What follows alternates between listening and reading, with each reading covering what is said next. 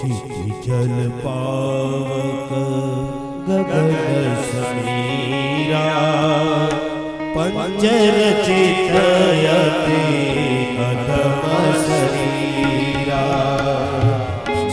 जल पावक गगन शरीरा पंचर चितयते अधम शरीरा जल पावक गगन समीरा पंचर चितयते अधम शरीरा जल पावक गगन शरीरा पंचर चितयते अधम शरीरा प्रगट सुतनु तव आगे सेवा प्रगट सुतनु तव आगे सेवा जीव नित्य के लगी तुम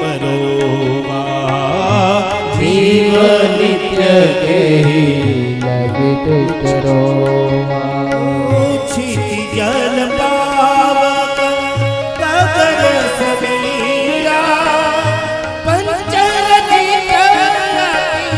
अधम शरीरा जल पावक गगन समीरा पंचर चितयते अधम शरीरा।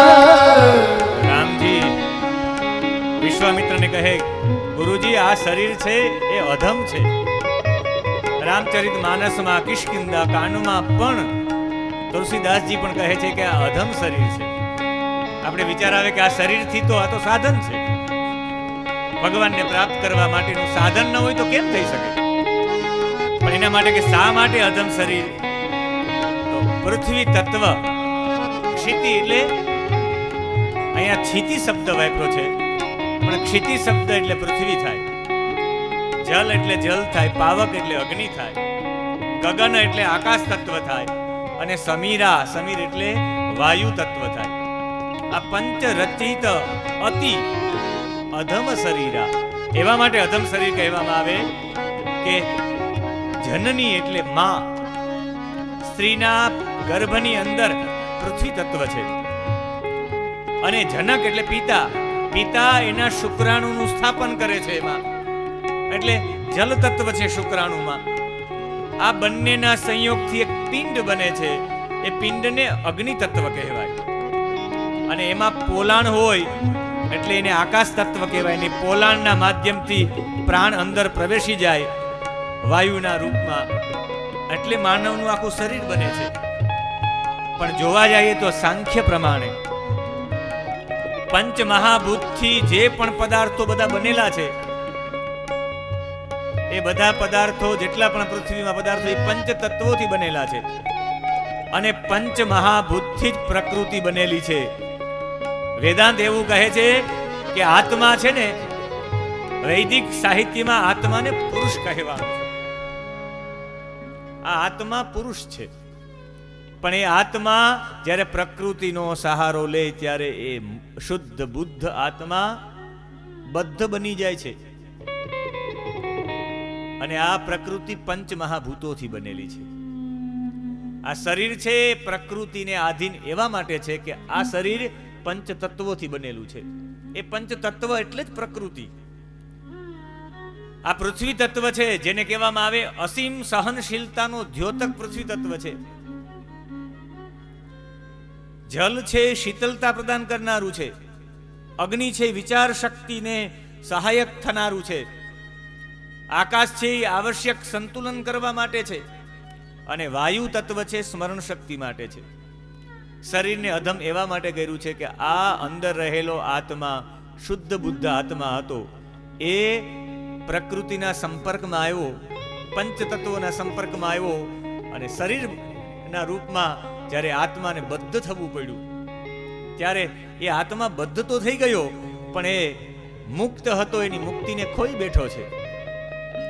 એટલે જેના ઉપર અધમનો મતલબ થાય નીચું, જે ઉચ્ચ તત્વનો આત્મા હતો એ નીચ તત્વ તરફ જતો રહ્યો છે, એકદમ નીચું સ્થાન થઈ ગયું છે.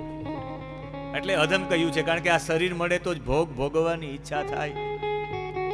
આ પૃથ્વી તત્વ, જલ તત્વ, વાયુ તત્વ, તેજ તત્વ, આકાશ તત્વ આ શરીરની અંદર પ્રવેશે તો જ એ જ જે તત્વ છે એ તત્વ તરફ ગતિ કરે, જલ તત્વ તરફ. અને હંમેશા તત્વ તરફ જ ગતિ કરે છે. ગમે એટલું તમે અગ્નિ આમ નીચી પધરાવવાનો પ્રયત્ન કરો, એના મૂળ તત્વ તરફ જ ગતિ કરશે, ઉપર જ એની જ્વાળાઓ જશે. જલ ગમે એટલું તમે ઊંચું પધરાવો, એનું મૂળ સ્થાન નીચે છે તો એ નીચે જ જશે, એના તત્વ તરફ. આપણે પણ સવારમાં જાગીએ ને સીધું જ મુખ ઉપર આમ પાણી પધરાવીએ અને એ જ સમયે આમ ફ્રેશ થઈ જઈએ, કારણ કે આપણામાં જલ તત્વ છે. જલ તત્વનો સંપર્ક થયો એટલે તમને શાંતિ મળી છે. બહુ થાકી ગયા હોય ને તમે પૃથ્વી ઉપર આમ સૂઈ જાઓ ખુલ્લા, પૃથ્વી તત્વથી પૃથ્વી તત્વનો સંપર્ક થયો એટલે શાંતિ મળી છે. ગમે એટલા એસી કામ કરતા હોય પણ એક હવાની લેરકી આવે ને જે આનંદ આવે એ વાયુ તત્વથી વાયુ તત્વ સુધી મળે છે. બધા થાકેલા હોય, બધા ધ્યાનથી આનંદ મળે છે, આકાશ તત્વની અનુભૂતિ થાય છે. અને અગ્નિની બાજુમાં બેસી યજ્ઞ કરીએ ત્યારે આપણે આનંદિત થઈ જઈએ, અગ્નિ તત્વ છે એટલે તો આ પાંચેય તત્વો છે, એ પાંચેય તત્વ તરફ આકર્ષણ. આત્મા તો શુદ્ધ બુદ્ધ છે, એને કોઈ તરફ દોડવાની જરૂરિયાત જ નથી. એટલે અહીંયા અધમનો મતલબ છે કે નીચસ્થ કાર્ય કરવા માટે પ્રેરિત થઈએ, એ તત્વ તરફ આપણે દોડવા માટે પ્રેરિત થઈએ. ખરા અર્થમાં આપણે પરમ તત્વ તરફ દોડવું જોઈએ, પણ શરીર મળવાના કારણે આપણે આ તરફ દોડીએ છીએ. એટલે રામજી અહીંયા શરીર માટે પણ કહે છે, શરીર કૃતઘ્ન છે. રામજી કહે શરીર મૃત્યુ સમયે જીવનું અનુસરણ નથી કરતો, શરીરનો સાથ છોડી દે છે. જીવનો સાથ શરીર છોડી દે છે મૃત્યુ સમયે, અને જે સાથ છોડી દે અંતિમ સમયે એને કૃતઘ્ન કહેવાય. હું ન તો શરીરનો કોઈ સંબંધી છું અને ન હું શરીર છું. રામજી કહે ન આ શરીર મારું છે કે ન હું આ શરીરનો છું. આવો વિચાર કરીને જે ચિત્ત પરમાત્મામાં વિશ્રામ લે છે એ ઉત્તમ મનુષ્ય છે આ લોકોમાં. અને એ વિચાર કરીને રામજી કહે છે, હે મુનીશ્વર, આ શરીર મળે પછી પણ ત્રણ અવસ્થા ભોગવવી પડે છે. આ ત્રણેય અવસ્થામાં પણ દોષ છે. રામજી કહે સૌથી પહેલી બાલ્ય અવસ્થા. રામચંદ્રજી કહે, મુનીશ્વર, બાલ્ય અવસ્થાનો પહેલો દોષ અસમર્થતા. બાળક કોઈ દિવસ સમર્થ હોય જ નહીં શકે. બાળકને આમ હાથ ઉપાડીને અહીંયા કંઈક કરવું છે પણ અસમર્થ છે હાથ ઉપાડવા માટે. બાલ્ય અવસ્થામાં પહેલો જ દોષ છે અસમર્થતા. બીજો દોષ છે બાલ્ય અવસ્થામાં આપત્તિઓ ઊભી થાય. બાળક અહીંયાથી અહીંયા સુધી આમ નીકળે તો ઘણી બધી આપત્તિઓ ઊભી કરી દે, ગેસ ચાલુ કરી દે, આ કરી દે, તે કરી દે, અને આપત્તિઓ ઊભી કરી દે છે. ત્રીજું તૃષ્ણા,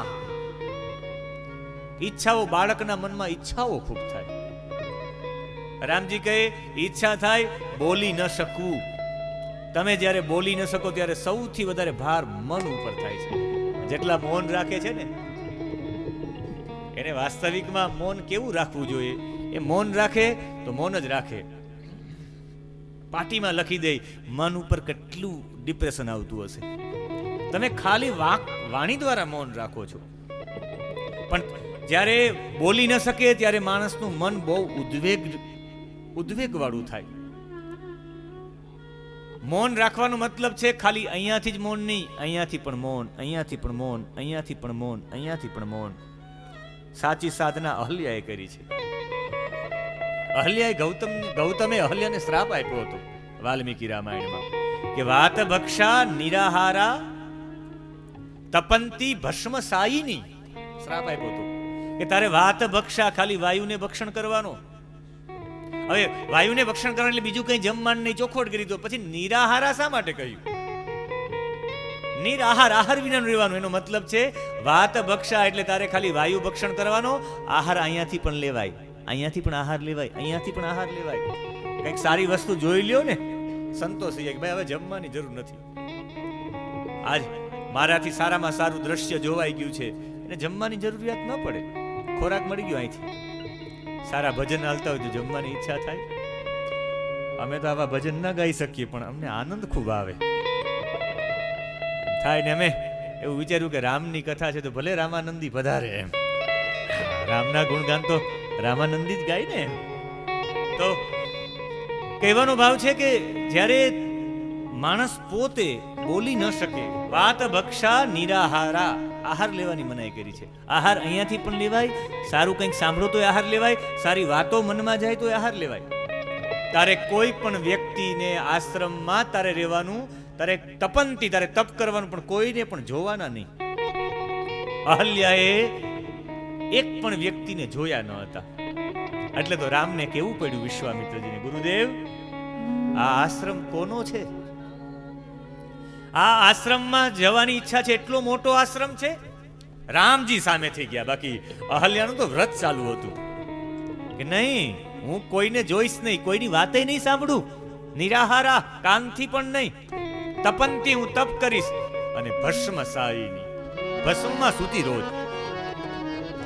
જે યજ્ઞ કુંડનો જેટલી બધી ભસ્મ હતી, ભસ્મમાં આડોટતી, અને એવા માટે આડોટતી કે ભસ્મ છે એ માણસને વૈરાગ્ય અપાવનારી છે. જેટલા લોકો ભસ્મ લગાડે વૈરાગ્ય પ્રાપ્ત થાય.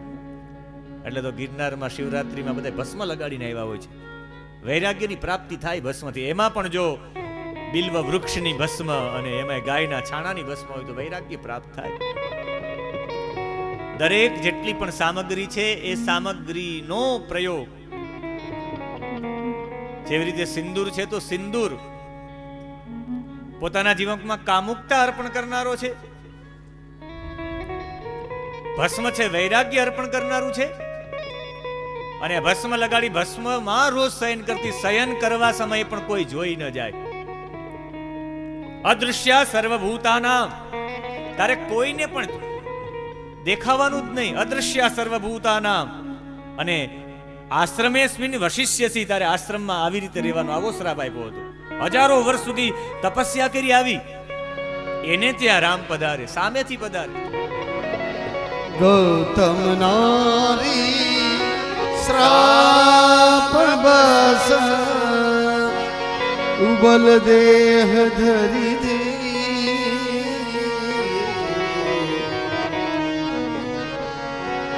ચરણ કમલ રજ ચાહતી,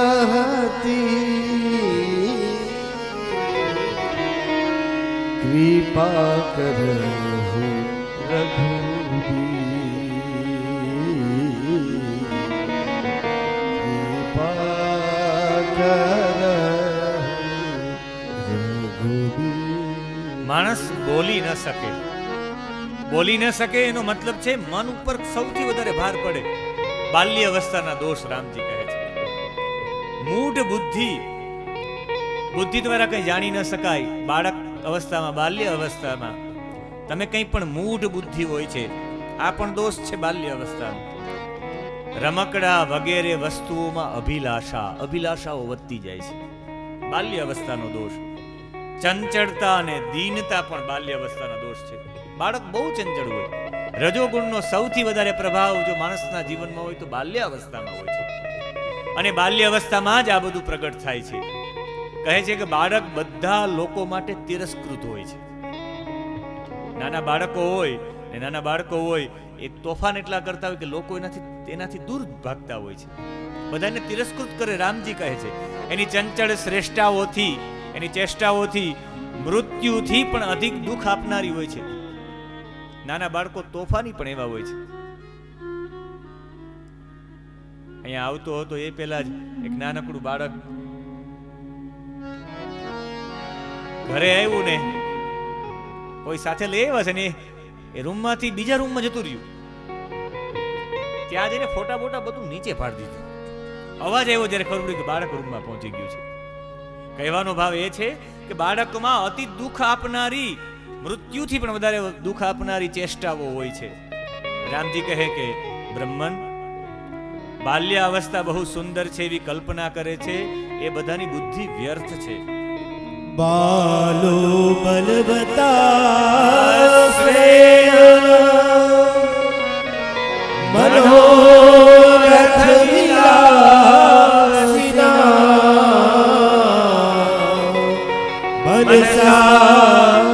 શક્યતે નિત્યં ગ્રીષ્મે વનસ્થલે. બાલ્ય અવસ્થામાં કહે છે કે અંતકરણમાં ઠંડી અને ગરમીના અનુભવ તો થાય છે, પણ એના નિવારણ માટે અસમર્થ હોય છે વૃક્ષો. વૃક્ષોને ઠંડી લાગે છે, વૃક્ષોને ગરમી લાગે છે, પણ વૃક્ષો એનું નિવારણ કરવા માટે અસમર્થ હોય છે. એટલે બાળકો અને વૃક્ષોમાં કોઈ ફરક જ નથી. ગ્રીષ્મેણેવ વનસ્થલી, એ સાક્ષાત વૃક્ષ સમાન છે આ બાળક. રામજી કહે કે બીજી બધી અવસ્થા કરતા હે પ્રભુ, બાલ્ય અવસ્થામાં 10 ગણું ચંચળતા હોય છે. બાળક કૂતરા જેવું હોય છે. રામજી કહે છે કૂતરા જેમ થોડુંક જમવાનું આપો અને પંપાડવાથી વશ થઈ જાય. બાળક ચોકલેટ બોકલેટ આપો બાળકને તો તત્કાલ વશ થઈ જાય. એ તમને પંપાડવા માટે તમારા પ્રત્યે સારું થઈ જાય. અને થોડુંક તમે ધમકાવો દંડો લઈને તો પણ રિસાઈ જાય. આનો મતલબ છે ડરી જાય. અપવિત્ર સ્થાનમાં પણ ક્યારેક બાળક રમતું હોય. એટલે બાળકની અવસ્થામાં રામજી કહ્યું છેલ્લો બાલ્ય અવસ્થાનો દોષ. જોજો રામજીએ પ્રક્રિયાની શરૂઆત ક્યાંથી કરી છે. એક પેલા કહ્યું છે કે આ આખી સંસારની માયા છે. હું એવા માટે દૂર થા સંસારની માયા. એમાં સંસારની માયામાં એક રૂપ છે ધન અને સંપત્તિ. ધન અને સંપત્તિથી અહંકાર આવે છે. અહંકારની ચર્ચા કરી. અહંકાર પછી ધન સંપત્તિથી ચિંતા આવે. અને જ્યારે ચિંતા થાય ત્યારે ચિત્ત તમારું દૂષિત થાય. અને ચિત્ત દૂષિત થાય ત્યારે ચિત્તમાં ઘણા બધા ચિતડાઓ છપાઈ જાય. અને એના કારણે ઈચ્છાઓ જાગૃત થાય બીજા જન્મમાં, જેને કહેવાય તૃષ્ણા. તૃષ્ણાની ચર્ચા કરી. તૃષ્ણાની ચર્ચા કરતા એ તૃષ્ણા પૂરી કરવા માટે શરીર ધારણ કરવું પડે ઈચ્છાઓ માટે. અને એ શરીર ધારણ કરીએ ત્યારે 3 અવસ્થાઓ આવે. એમાં બાલ્ય અવસ્થામાં આવી ચંચળતા, અને ચંચળતાના કારણે આવું બધું થાય છે. અને છેલ્લો દોષ કહે છે નાના બાળકમાં અસત્ય પદાર્થો પ્રત્યે સત્યતા ભાસે છે. જે સાચી વસ્તુ નથી એના તરફ જ એને દોડવાનું થાય. જ્યારે કોઈ પણ બાળક છે એ રમકડા તરફ દોડે, રમકડા સાચા હોતા જ નથી. એને એવું લાગે હું ટ્રેક્ટર ચલાવું, એને લાગે હું જેસીબી ચલાવું, એને લાગે હું વિમાન ચલાવું છું. જે અસત્ય છે એના તરફ જ સત્યતા ભાસે. આ બાળકનો સૌથી મોટો દોષ, હૃદયમાં નાના પ્રકારની ઈચ્છાઓ જન્મે. અંતકરણ બાળકનું બહુ કોમળ હોય. બહુ ઈચ્છા જન્મે તત્કાલ એ રિસાઈ પણ જાય. સેજ કહેવાય જાય તો બાળક જતો રહે. આ બાલ્ય અવસ્થાના દોષ છે. બાલ્યકાળમાં અવિવેક નામના વિલાસીનું વિલાસધામ છે. બાલ્યકાળ કોઈ પણ રીતે સંતોષજનક છે જ નહીં. તો રામજી એ આ વાત કરી. હજી વિશ્વામિત્ર કંઈ બોલવા જાય, રામજીએ પાછો પ્રશ્ન કર્યો કે ગુરુદેવ, એ બ્રહ્મણ, એ મહર્ષિ, બાલ્ય અવસ્થા નહીં, યુવા અવસ્થા પણ એવી જ છે. યુવા અવસ્થાના પણ દોષ છે. મનુષ્ય જ્યારે બાલ્ય અવસ્થામાંથી અનર્થોને ત્યાગી અને યુવા અવસ્થામાં આવે. રામચંદ્રજી 16 વર્ષની ઉંમરે આ બધું પ્રાપ્ત થયું. યુવાની પ્રવેશ કરવા માંગતી હતી, રામજીએ પ્રવેશ કરવા દીધો નહીં. રામજી કે યુવાની જ્યારે આવે માણસને ત્યારે ભોગ ભોગવવાનો ઉત્સાહ યુવાનીમાં આવે. યુવાનીમાં તમો ગુણ વધી જાય છે. એટલે તો પૂજ્ય પાંડુરંગ શાસ્ત્રીજી પણ કહે છે એ જ ખરો યુવાન છે લોચન જેના લાલ છે. લોચન જેના લાલ છે એ જ ખરો યુવાન છે. જેની આંખ લાલ હોય એને યુવાન કહેવાય. જેની અંદર કંઈક કરી માટવા માટેની હિંમત છે એ જ સંસ્કૃતિને બચાવી શકે. જેની અંદર તમો ગુણ છે. સંસ્કૃતિના રક્ષણ માટે ખપી જનારો વ્યક્તિ છે તમો ગુણ વિના. આજ સુધી જેટલા લોકો ખપી ગયા છે, શહીદ થઈ ગયા છે, એ વિચારો યુવાન જ હશે. એક પણ આંદોલન બતાવો જે આંદોલનની અંદર યુવાન ન હોય. કોઈ વિરોધ કરવો હોય તો યુવાન જ કરે. તમો ગુણ એની અંદર વધારે હોય છે. અને એ સમયે ભોગ ભોગવવાનો ઉત્સાહ, શરીરમાં ક્રાંતિ, અને એ ક્રાંતિ કામરૂપી જ્યારે બની જાય છે ત્યારે એ યુવા અવસ્થામાં આટલો બધો વિલાસી બની જાય છે, અનંત વિલાસી બની જાય છે. એનું ચિત્ત ચંચળ બની જાય છે અને એમાં એ દુઃખ પ્રાપ્ત કરે છે. ભીષણ યૌવન રૂપી ભૂમિને જે પાર કરી ગયો છે એ આ દુનિયાનો સૌથી મોટો ધીર પુરુષ છે. યુવાનીમાં જેણે કોઈ પણ પ્રકારનું દૂષણ નથી કર્યું એ ધીર પુરુષ કહેવાય છે. અમંગળ યૌવન મને રૂચતું નથી, ભગવાને કહ્યું. મેન રોચતે મધુરમ સ્વાદુ તિક્તંચ દૂષણમ દોષભૂષણમ. રામજીએ કહ્યું કે માફ કરજો પ્રભુ, આ અમંગળ યૌવન મને રૂચતું નથી. ભોગ સમયે યુવાની ભોગ કરે, યુવાનીમાં ભોગ ભોગવે ત્યારે મધુર લાગે, સ્વાદિષ્ટ લાગે, પણ અંત સમયમાં આ દુઃખકારક હોય છે, તીખું લાગે છે. માત્ર દોષથી ભરેલું આખું આ યૌવન છે. યૌવન ઉપરથી રમણીય લાગે છે, પરંતુ અંદરથી સદભાવ શૂન્ય છે. જ્યારે જ્યારે યુવાનીમાં જ્યારે એ દિવસે ને દિવસે જતો રહે યુવા અવસ્થામાં વિલાસ તરફ, અને વિલાસી લોકો જેટલા પણ છે એની અંદરથી સદભાવ શૂન્ય થઈ જાય છે. એક પણ યુવાન ભાગવત કથામાં કોઈ પૂજામાં નથી જતો, એનું કારણ કે સદભાવ શૂન્ય થઈ જાય. જેટલો વિલાસ તમારા જીવનમાં, સદભાવ એટલો શૂન્ય. એટલે તો વિલાસથી દૂર રહેવા વાળા હોય છે સંતો. એટલે બ્રાહ્મણો પણ વિલાસથી દૂર રહેવા વાળા છે. આજે પણ કાશીમાં વિદ્વાનો છે જેની ધોતી જોવું તો તમને અડધી ચડેલી ધોતી લાગે, ખંભા ઉપર ખાલી ગમછો નાખેલો હોય, શરીર ખુલ્લું હોય, હાથમાં જારી લઈ, જે ગાયના મુખવાળી જારી હોય એ લઈને વિશ્વનાથનું અર્પણ કરવા જતા હોય. અને આટલા બધા સ્કોલરો એને તૈયાર કર્યા હોય, એટલા બધા વિદ્વાનો ઊભા કર્યા હોય. યુનિવર્સિટીના કોઈ ડીનને પૂછો, વીસીને પૂછો કે તમે આ શાસ્ત્રનું અધ્યયન ક્યાં કર્યું છે, તો નામ આપશે કે અમે તો ફલાણા વ્યક્તિ પાસે કર્યું. એ માણસ પાસે નાનકડી એક ઓરડી, નાનકડો એવો રૂમ, નાનકડી એનો પૂજાનો રૂમ, એમાં જ એ આનંદથી એનું જીવન વ્યતીત કરતો હોય. આમનો મતલબ એ છે કે ઉપરથી રમણી લાગે, સદભાવ શૂન્ય. વિલાસતામાં જેટલા જાય એટલા સદભાવ શૂન્ય થઈ જાય. રામજી કહે છે, હે ગુરુદેવ, જેમ અત્યંત નિર્મળ, અત્યંત વિશાળ અને અત્યંત પવિત્ર નદી વર્ષા ઋતુમાં મલિન થઈ જાય છે ને, જેવી રીતે ગંગા જેવી નદી નિર્મળ છે, વિશાળ છે, પવિત્ર છે, પણ વર્ષા ઋતુમાં શ્રાવણ માસ અને ભાદ્ર માસમાં મલિન થઈ જાય છે. એવી જ રીતે નિર્મળ, વિશાળ અને શુદ્ધ બુદ્ધિ યુવા અવસ્થામાં કલુષિત થઈ જ જાય છે. યૌવન રૂપી આંધી જ્યારે આવે છે ત્યારે સદગુણોને સ્થિરતાના નષ્ટ કરી નાખે છે. તમારામાં સદગુણો રહે પણ સ્થિર ન રહે. યુવાની આવે આંધીની જેમ આવે છે. શરીરના ઉપવનમાં ઉત્પન્ન થયેલી યુવાનીની વેલ અતિ સુંદર છે, પણ જેમ જેમ ઊંચી ચડે ને એમ એમ પોતાના મનરૂપી ભમરાને પણ ઉન્મત્ત બનાવે છે. જ્યારે જ્યારે પણ યુવાની ચરમસીમાને પાર કરી જાય છે ત્યારે સંતાપ જ આપે છે. અને મોટા મોટા લોકો, મહાત્માઓ આ યુવા અવસ્થાને એક પ્રકારે કહે છે કે આ સૌથી મોટો દોષ છે. અને આપણી, તમારી ને મારી આયુષ્ય એ આવરદા પણ ઓછી થાય, અને એ પેલા આપણે ખરા અર્થમાં સમજી જવું જોઈએ. અને એમાં એક બહુ સુંદર રીતે એક રજૂ કર્યું છે એક ભજન, કે આપણી આ આયુષ્ય જતી રહી એ પેલા આપણે સમજી જવું જોઈએ ને ભગવાનનું ભજન કરી લેવું જોઈએ. એમાં યુવાની વિશે બે પંક્તિઓ લખી છે કે બાળપણમાં આપણે બેભાન થઈને ફર્યા કરશું. બાળપણમાં જમશું, ખાધું, ખાઈ લેશું, પી લેશું, રમતો કરશું, પણ ખોટી રમતોમાં આપણે લલચાઈ અને એમાં ફસાઈ જશું. યુવાની અવસ્થા આવે ત્યારે યુવાનીમાં આપણે મનમાં ને મનમાં મશ્કરીઓ કરીએ, આપણે કોઈ સંતોની વાત હૈયે ન ધરીએ. કોઈ પણ યુવાનીમાં બોધ આપે તો યુવાનીમાં બોધ લાગે જ નહીં. અને લોભની લાલચમાં હું આ કરી લઉં, પૈસા ભેગા કરી લઉં, હું તે કરી લઉં, યુવાનીમાં આપણું જીવન એમ જાય. એટલે સંતો સમજાવે છે કે હવે તારે સમજવાની જરૂરિયાત છે, થોડુંક સમજ તો હવે સારું છે.